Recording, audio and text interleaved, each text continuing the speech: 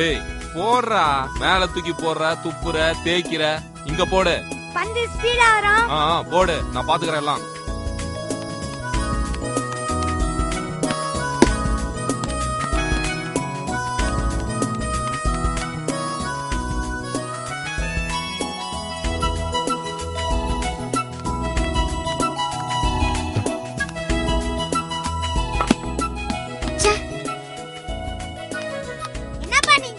ஏண்டா ஒழுங்கா தானே அடிச்சேன்?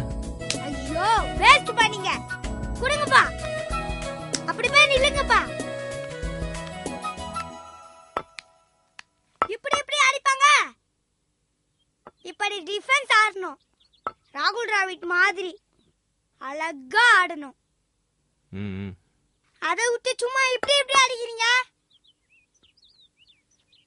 புரிஞ்சதா?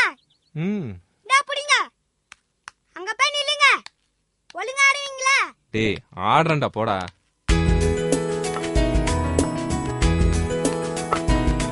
கரெக்ட்டா அடிக்கணும்பா. சரி போடு. எப்படி?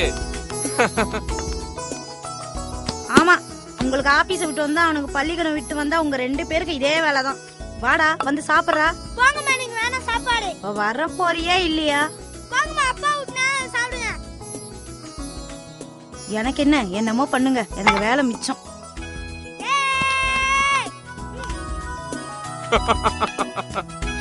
வாடா, அப்பா கிட்ட தான் சாப்பிடியா? வா.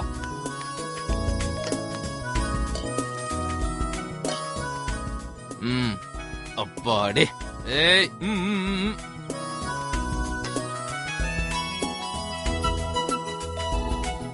அப்பா கதை சொல்லுங்கப்பா. கதையா? ராஜாராணி கதை சொல்லியாச்சுப்பா. பூதம் கதை அதுவும் சொல்லியாச்சுப்பா. நரி கதை நான் சொல்லட்டுமா?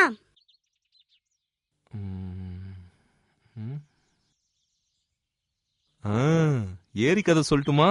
ஏரி கதையா? ஆமா, உனக்கு ரொம்ப பிடிக்கும். சொல்லுங்கப்பா. அப்பா ப்ளீஸ் பா, சொல்லுங்கப்பா. இந்தா, ஒரு அழகான ஏரி. அழகான ஏரினா? ரொம்ப அழகான ஏரிடா. கண்ணு கெட்டின தூரம் வரையும் ஒரே தண்ணி, கடல் மாதிரி பெருசு.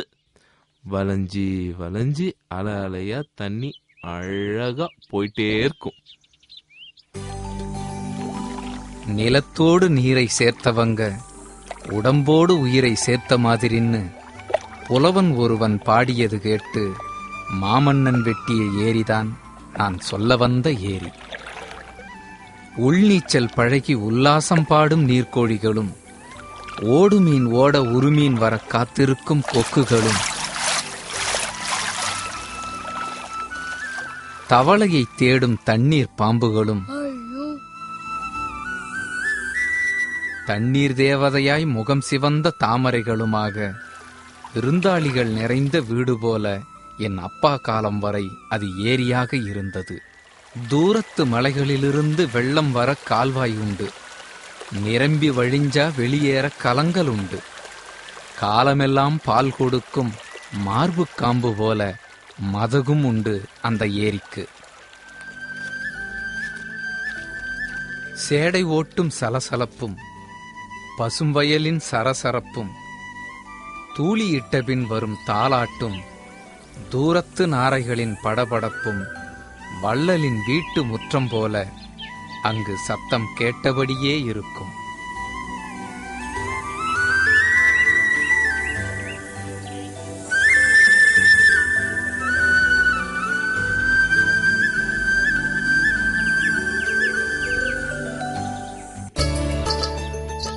அந்த ஏரி தந்த இரத்தத்தால் செழித்த நிலம், உழைத்தவன் வியர்வையாய் நெற்கதிர்களும், புதுப்பெண்ணின் வலைக்கரமாய் கம்பங்கதிர்களும், காந்தள் மலர் போல கதிர் வாங்கிய கேழ்வரகும், வெள்ளை தீப்பந்தமாய் சோளக்கதிர்களும், மண்ணுக்குள் ரகசியம் காக்கும் வேர்க்கடலையும், ஊருக்கெல்லாம் பசியாற்றும் வரும் பறவைகளுக்கு கூட சோறூட்டும். விளையாட்டு பிள்ளைகள் ஏரிக்கு வந்தால் சிறகு முளைத்துவிடும். பறந்து விளையாட விரிந்த ஏரிதான் அவர்களுக்கு தண்ணீர் வானம். இளம்பெண்ணின் மனசாழம் அறியும் ஒத்திகையாக இந்த ஏரியின் ஆழத்தைத்தான் ஒவ்வொரு நாளும் அளந்து பார்ப்பார்கள். பொழுது சாய்ந்து குளிர் எடுத்தாலோ கண் சிவந்து சொரா பிடித்தாலோதான் வீட்டு ஞாபகம் வரும், அம்மா சோற்று ஞாபகம் கூட வரும்.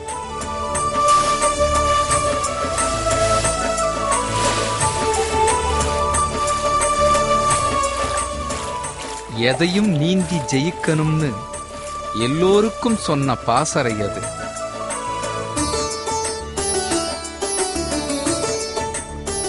ஆபத்தை கடந்தாதான் வெற்றி பூ கிடைக்கும்னு உபதேசம் செஞ்ச இயற்கை அது.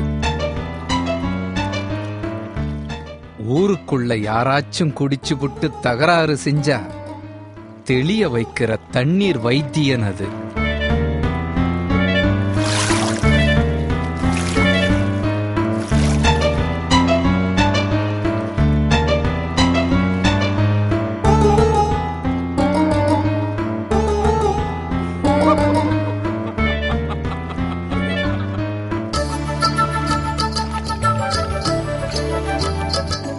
ஷாம்பு என்ன சியக்கா என்ன, ஏரியின் அடிவயிற்று களிமண்ணை அள்ளி கசக்கினா சிக்கு முடி கூட பட்டா பளபளக்கும், சுருக்கம் வந்த உடம்பு கூட சிட்டா மினுமினுக்கும்.